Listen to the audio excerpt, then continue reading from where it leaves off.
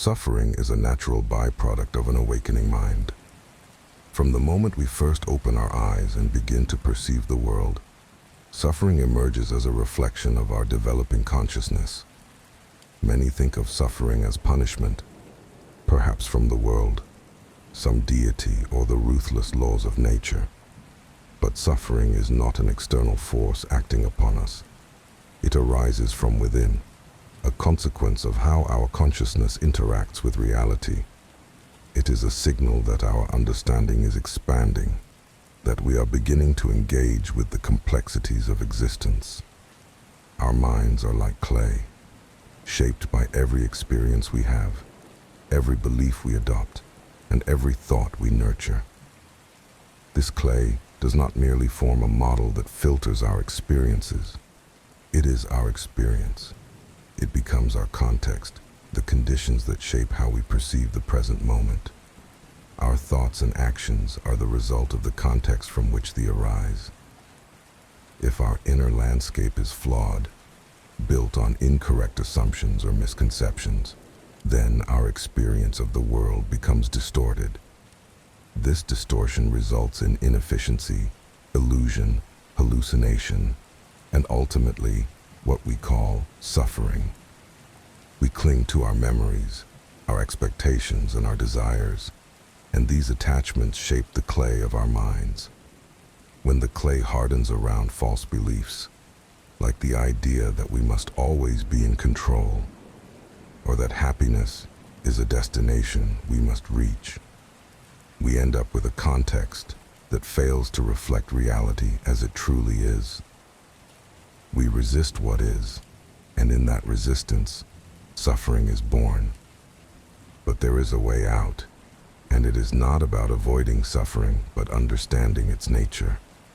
It is about reshaping the clay, and about allowing our minds to soften and become malleable again.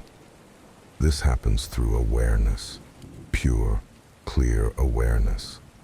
Awareness is the light that shines into the dark room of the mind, showing us what is there without distortion, without resistance. It is the experience of seeing things as they are, without the stories we tell ourselves. As awareness shines on suffering, it reveals it as the constructed illusion it truly is, an illusion formed by our flawed and small personal contexts. As awareness deepens, suffering begins to naturally fall away, dispelled by the clarity that awareness brings. Resistance is at the root of all suffering. We suffer because we resist the flow of life. We resist what is. We tell ourselves stories like, "I should be happy by now," or "I should not have lost that," or "I should be somewhere else." These stories are built on a lack of understanding, and they are the source of our suffering. True freedom does not come from fighting against pain. It comes from understanding that pain is inevitable, yet is not permanent. Pain is a visitor, and awareness allows us to meet it with warmth and compassion, without granting it power over us. To be enlightened is to resonate with what is, to align with the flow of the present moment. Enlightenment is not about achieving some distant state of perfection. It is about being in harmony with the unfolding of life, about letting go of resistance and allowing ourselves to be carried by the current of now. When we are truly aware, suffering transforms. It changes its nature, it softens, it becomes less of an enemy and more like a clearing fog, revealing the truth beneath.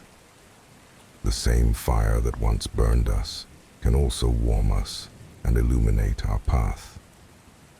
Awareness is not something we achieve once and then forget. It is something we cultivate moment by moment, breath by breath.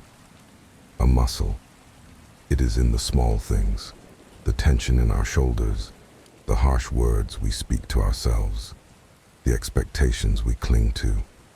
In those moments, we can choose to breathe, to observe, to let things be as they are, to grow and develop our understanding. There is a whole universe out there, always moving, always alive. And we are a part of it. We do not need to fight it, or fix it, or control it. We only need to witness it. When we do, suffering begins to loosen its grip. Life may still bring pain, but within that pain, there is space, there is openness. And in that openness, there is love. Not the demanding, grasping kind of love, but the gentle warmth of clarity. This love arises naturally when we are no longer entangled in our suffering. It can be helpful to look towards representations of understanding or wise individuals within our social or cultural frameworks. How do these people behave? How do these representations of enlightenment present themselves? Often they embody a profound simplicity, a deep love, and an unwavering presence. We, as living beings, inherently recognize love and understanding when we see it, because by their very nature, they are logical, they make sense, and they resonate with something deep within us. The journey to clarity and awareness is not about arriving anywhere. It is about being present with whatever arises. When we do this, the chains of suffering begin to fall away. Awareness guides us to a place of peace, a place where we can sit with all things, our joys and our sorrows, holding them gently in the warmth of understanding. Breathe deeply. Let go of the stories that bind you.